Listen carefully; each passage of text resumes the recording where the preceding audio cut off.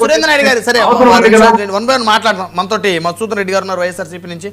మధుసూదన్ రెడ్డి గారు good evening sir. Good evening sir.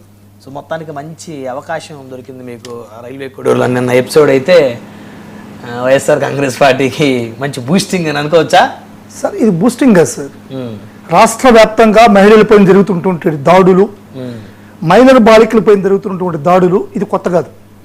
Telugu Desam party అధికారంలో చేపట్టిన తర్వాత ఎంతమంది మైనర్ బాలికల మీద దౌర్జన్యాలు జరిగాయి, ఆ విధంగా దౌర్జన్యం జరిగిన వాళ్ళు ఎంతమందిని గంగాదేవి గంగమ్మ శిక్ష వేసింది. వీళ్ళు శిక్ష అయ్యారు ఎవరు? చంద్రబాబు నాయుడు గారు కానీ, తెలుగుదేశం పార్టీ కానీ, కూటమి అధికారులు కానీ, కూటమి నాయకులు కానీ శిక్ష అయ్యారు.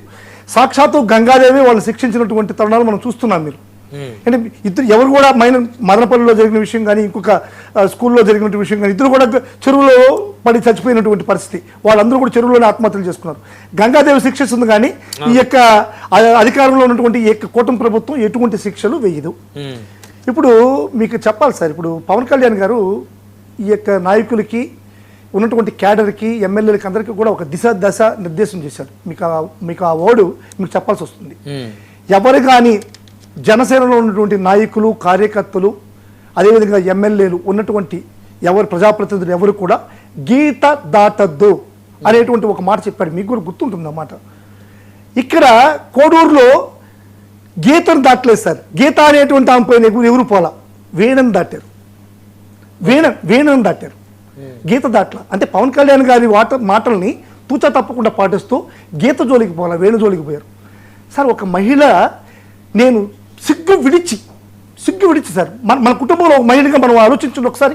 ఈ తెలుగుదేశం పార్టీ క్యాడర్కి నేను చెప్తున్నాను సార్, ఇప్పుడు మాట్లాడితే వాళ్ళకి ఈ నీచమైనటువంటి ఈ క్యాడర్కి నేను చెప్తున్నా, మన ఇంట్లో మహిళగా ఒకసారి ఆలోచించండి. 5 సార్లు గర్భం పోగొట్టుకున్నా అని చెప్తుంది ఆ మహిళ.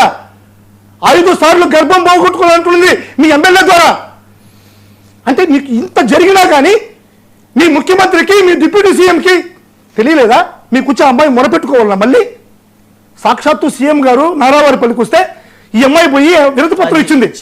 దాన్ని కలెక్టర్కి రికమెండ్ చేసినటువంటి చంద్రబాబు నాయుడు గారు ఈ విషయం నాకు తెలియదు, ఆ మహిళ గారికి తెలియదంటే ఎట్టా? పవన్ కళ్యాణ్ గారికి ఈ విషయం తెలియదా? ఏం చేశారు? అప్పటి నుంచి చూస్తున్నాను. ఉండండి సార్, నన్ను మాట్లాడండి. సురేంద్ర నాయుడు గారు ప్లీజ్, సురేంద్ర నాయుడు గారు నన్ను మాట్లాడండి. మీరు మాట్లాడలేదు. నా ఆలోచన ఒక ఆడబిడ్డ యొక్క ఆలోచన, ఆంధ్ర రాష్ట్రంలో ఉన్నటువంటి ఆడబిడ్డ ఆలోచన మాట్లాడండి ప్లీజ్. మీరు మాట్లాడదు దయచేసి. సార్, పవన్ కళ్యాణ్ గారు అసలు పార్టీ పెట్టింది ఏ విధంగా పార్టీ పెట్టాడు? ఈ యొక్క రాజకీయాల్లో ఉండేవాళ్ళు ఎవరు కూడా క్రిమినల్ బ్యాక్గ్రౌండ్ ఉండకూడదు, క్రిమినాలిటీ లేకుండా ఉండాలా, క్రిమినల్స్ ఎవరు ఉండకూడదు, రాజకీయాల్లో ఉండకూడదు అనేటువంటి వ్యక్తి ఈరోజు వాళ్ళ ఎమ్మెల్యేలు, ఇంకొక ఎమ్మెల్యే కూడా వస్తున్నాడు లేండి, ఎందుకు ఇంకొక ఎమ్మెల్యే కూడా వస్తున్నాడు, అరవ శ్రీధర్ లాంటి ఇంకొక అరవ శ్రీధర్ కూడా వస్తున్నాడు, అప్పుడు తెలుస్తుంది. మీరు చూస్తున్నారు సార్, ఖచ్చితంగా వస్తుంది సార్.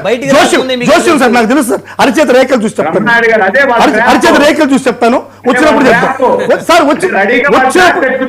ప్లీజ్ సురేంద్ర నాయుడు గారు మీరు మాట్లాడద్దండి, నన్ను మాట్లాడండి.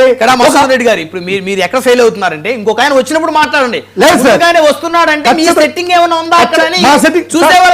ఒక్కటే సార్, వీళ్ళు చెప్పేది ఇంకొక సామెత కూడా చెప్పాలి. ఇప్పుడు విలేజ్ లో ఒకసారి చిన్న సామెత ఉంది సార్, తడికి దోచుంది ఊరు అంటే ఆలు చచ్చినోడంట. అంటే ఆ ఊర్లో ఒక ఆమెకి తడికి ఉంటుంది, ఆ తడికి దోయేస్తాడు.